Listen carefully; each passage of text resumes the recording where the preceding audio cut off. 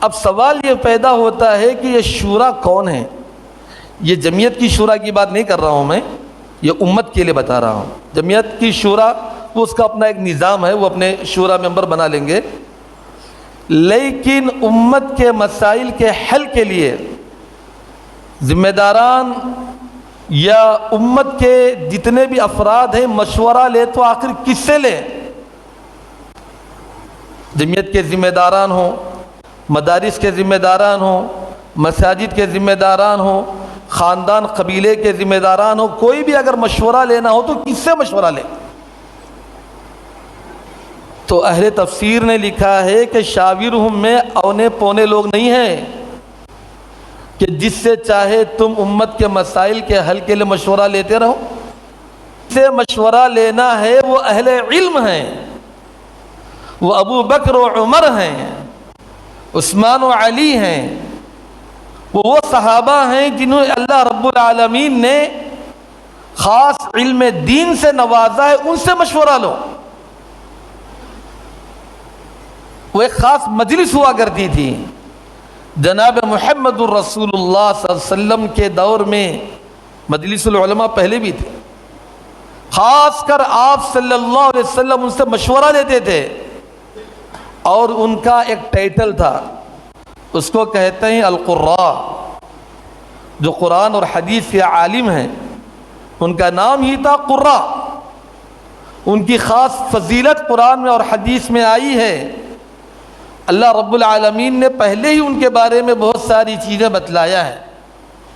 احادیث میں کئی مرتبہ پیارے نبی صلی اللہ علیہ وسلم نے قراء سے خطاب کیا، اہل القرآن ان کو نام دیا، اہل اللہ ان کو نام دیا۔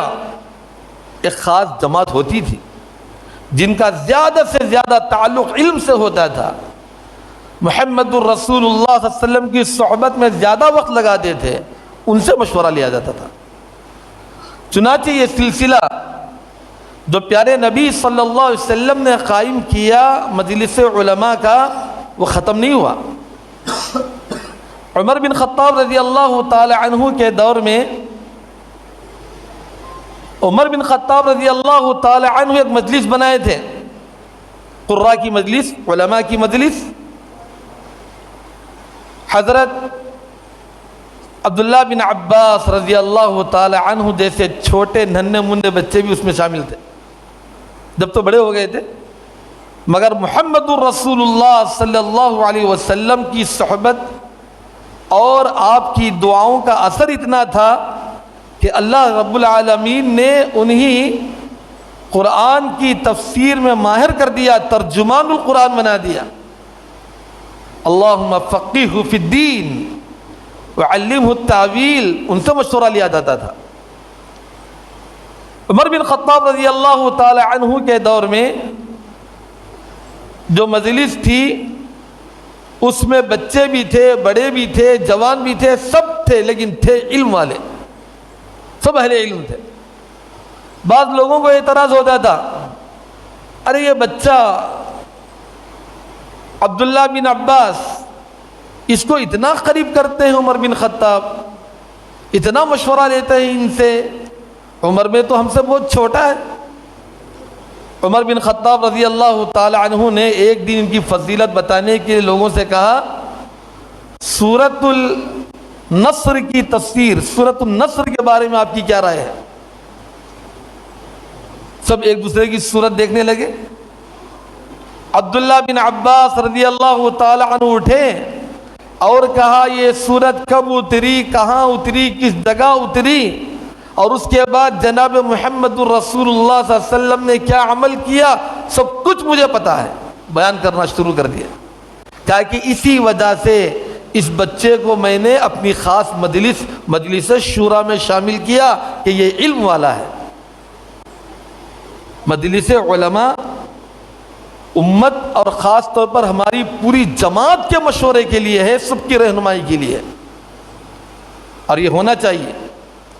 اور اس میں صرف علماء ہوتے ہیں، غیر علماء کو اس میں نہیں لیا جاتا۔ عمر بن خطاب رضی اللہ تعالیٰ عنہ کے دور کا ایک واقعہ ہے، صحیح بخاری میں، عیینہ بن حصن جو حر بن قیس کے چچا ہوتے تھے وہ آئے ایک مرتبہ مدینے کو، آ کر کہنے لگے اے بھتیجے لک وجہ عند امیر المؤمنین، امیر المؤمنین کے پاس تمہارا بڑا مقام ہے، تم ان کی خاص مجلس اور مشورے کے آدمی ہو، ایسا کرو کہ آج مجھے امیر المؤمنین سے اجازت لے کر وہ مجلس میں شامل کر لو، میں بھی اس مجلس العلماء میں شامل ہونا چاہتا ہوں۔ خواہش ہوئی، کبھی کبھی اجازت بھی دے دینا چاہیے اگر واقعی مناسب آدمی ہو۔ عمر بن خطاب رضی اللہ تعالی عنہ سے حر بن قیس نے اجازت طلب کی، اجازت مل گئی۔ جب یہ بزرگ کو لایا گیا مجلس میں، بڑے آدمی تھے، بڑے لوگ کبھی بہت بکواس کرنے والے بھی ہوتے ہیں، بڑبڑانے والے بھی ہوتے ہیں، جہاں بھی چاہے بڑبڑانا شروع کر دیتے ہیں، یہ بھی ایک بڑی پریشانی ہے بڑے لوگوں سے۔ وہ خاموش نہیں بیٹھے، عمر بن خطاب رضی اللہ تعالی عنہ سے خطاب کرتے ہوئے کہتے ہیں یا ابن الخطاب، اے ابن الخطاب تم ہو امیر المومنین، واللہ لا تعطینا الجزل ولا تحکم بیننا بالعدل، یعنی ایک سجع کے انداز سے اپنی شان دکھانے کے لیے کچھ بکنے چاہے۔ وہ تو امیر المومنین تھے، جیسے ہی غضبناک چہرے سے عمر بن خطاب رضی اللہ تعالی عنہ پلٹ کر دیکھے، عیینہ بن حصن کو گھبرا گیا ہو، وَهَمَّ أَن يُوقِعَ بِهِ، اور عمر بن خطاب کو ارادہ ہوا کہ اسی وقت اس کو سزا دیں۔ یہ علماء کی مجلس میں یہ بکواس کر رہا ہے جاہل آ کر، عمر بن خطاب رضی اللہ تعالی عنہ اسی وقت اس کو سزا دینے کا ارادہ کیا۔ حر بن قیس ان کے بھتیجے تھے اور وہ اہل علم میں تھے، اور وہ عمر بن خطاب رضی اللہ تعالی عنہ کی مجلس میں سے تھے۔ انہوں نے کہا یا امیر المؤمنین، اے امیر المؤمنین، اللہ تعالیٰ کا ارشاد ہے خذ العفو وأمر بالعرف وأعرض عن الجاہلین ان هذا من الجاہلین۔ کھل کر اعلان کر دیا کہ یہ میرا چچا تو ہے لیکن بڑا جاہل ہے، کس سے کیا بات کرنے کا اس کو سلیقہ نہیں ہے۔ یہی فرق ہوتا ہے ایک عالم میں ایک غیر عالم، یہ اصل بتانا مقصود ہے۔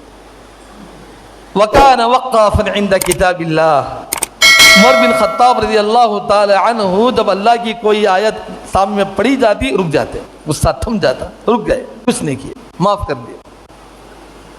تو یہ جو مجلس تھی عمر بن خطاب کی، اسی کو کہتے ہیں مجلس العلماء، اس کا ایک سلسلہ